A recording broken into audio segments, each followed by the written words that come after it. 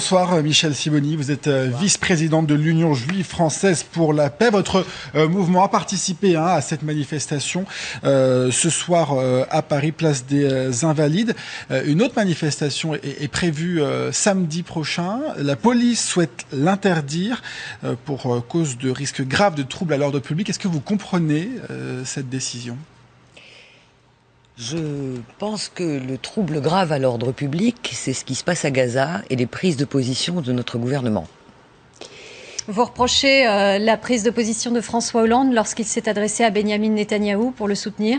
Il n'est pas possible que dans la situation actuelle, personne ne soit capable de dire en France, y compris au plus haut niveau du gouvernement, que nous avons affaire à une situation coloniale d'occupation et de colonisation, à une répression et non pas à une guerre, à une opération de répression.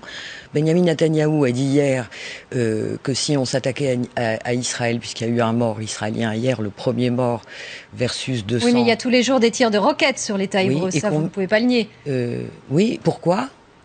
Nous avons affaire au territoire le plus densément peuplé du monde, plus d'1,5 million de personnes assiégées depuis 7 ans. 7 ans de siège et de blocus déclaré illégal par toute la communauté internationale, et elle n'a pas levé le petit doigt pour l'interrompre.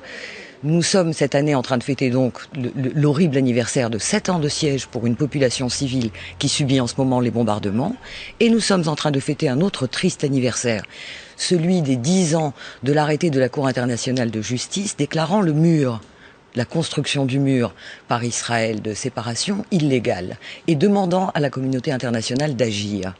Et à côté de ça, à côté de cette situation-là, qui est une situation d'oppression, de répression coloniale, notre président de la République ne trouve rien de mieux à faire que d'expliquer que c'est Israël qui est la victime. Mais il faut peut-être faire la distinction entre la population civile palestinienne qui subit et le Hamas, qui est considéré comme une organisation terroriste par les États-Unis et l'Union européenne. Le Hamas, ce sont des personnes. D'accord ? Il y a des milliers de militants du Hamas, il y a aussi des militants d'autres factions à Gaza. Tous subissent la répression. De toute façon, la question est, le gouvernement israélien a décrété l'éradication du Hamas. Mais pourquoi ? Il faut reprendre un minimum de chronologie quand même. Chronologie que personne n'a jugé utile de faire dans ce pays non plus. Nous avons eu, après l'échec des négociations, la constitution d'un gouvernement d'union nationale avec Mahmoud Abbas pour l'autorité palestinienne, incluant le Hamas, d'accord ? Et prévoyant de ramener Gaza au sein de la Palestine, puisque Gaza est exclue et complètement mise à l'écart. À partir de ce moment-là, qu'a dit le gouvernement de Netanyahou ? Il a dit qu'il ne l'acceptait pas, alors que les États-Unis et l'Union européenne ont accepté le gouvernement d'union nationale. Et il a dit qu'il attaquerait le Hamas. Il y a eu le premier prétexte a été la capture de 3 colons que le Hamas n'a jamais revendiqué, et si ça se trouve, il n'a rien à voir avec cette affaire. Beaucoup de gens le disent aujourd'hui.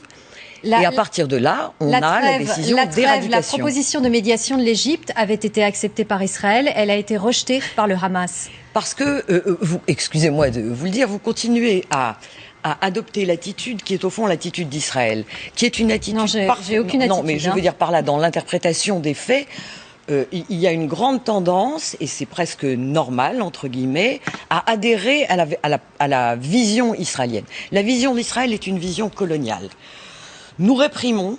Non, et quand on voit les images d'aujourd'hui, on n'adhère pas à la position israélienne. Non, mais d'accord, absolument. Alors, juste, je termine ma phrase.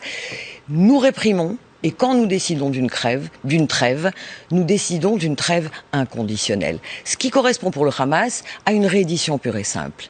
Il n'est pas question d'une trêve s'il n'y a pas levé du blocus. Ça, toutes les organisations qui manifestent en France, le collectif national en tête, le demandent. Lever du blocus, mis fin du blocus. D'accord ? Il n'est pas question d'une trêve, alors qu'un accord a été passé qui a permis de libérer des prisonniers dans l'échange avec Shalit, et que tous ces prisonniers ont été rattrapés s'ils ne sont pas libérés. Un dernier mot à propos de la manifestation qui pour l'instant n'est pas encore interdite samedi. Il y a eu quand même des incidents le week-end dernier. Vous étiez à la manifestation de dimanche ? J'étais à la manifestation, j'ai témoigné là-dessus par écrit. On peut trouver ces articles-là dans le Nouvel Obs et sur Internet et sur les réseaux sociaux. Il y a eu, et aujourd'hui, le Daily Daily, j'ai oublié comment s'appelle ce journal américain, a publié, lui, puisque les grands médias français n'ont pas jugé utile de le faire, les vidéos et les éléments de preuve qui démontrent à l'évidence qu'il s'agissait d'un piège. Il y a eu, plusieurs jours avant cette manifestation du samedi dernier, un appel devant la synagogue de la rue de la Roquette, un rassemblement pour soutenir Israël, qui était sur le site de la LDJ et intitulé d'ailleurs « Keep calm and kill Hamas ». C'est intéressant quand même de savoir qu'on est capable de faire des rassemblements de ce type dans des lieux de culte. Et toute une préparation à l'attaque de la manifestation qui est visible sur Internet. On en a les preuves, on a les copies d'écran, etc. Et nous avons assisté, nous, aux provocations de la LDJ qui ont été absolument calmées par tout le service d'ordre et qui étaient là pour attirer des gens dans la rue de la Roquette de manière à pouvoir déclarer, évidemment. Si vous voulez, c'est une vieille pratique. On sait, quand on sait qu'on a perdu la bataille, la bataille de la popularité, il y a une touche sur laquelle il faut appuyer. Et dans ce pays, c'est une touche connue, c'est la touche de l'antisémitisme. Et je voudrais juste... rapidement, s'il vous plaît, très rapidement, allez-y.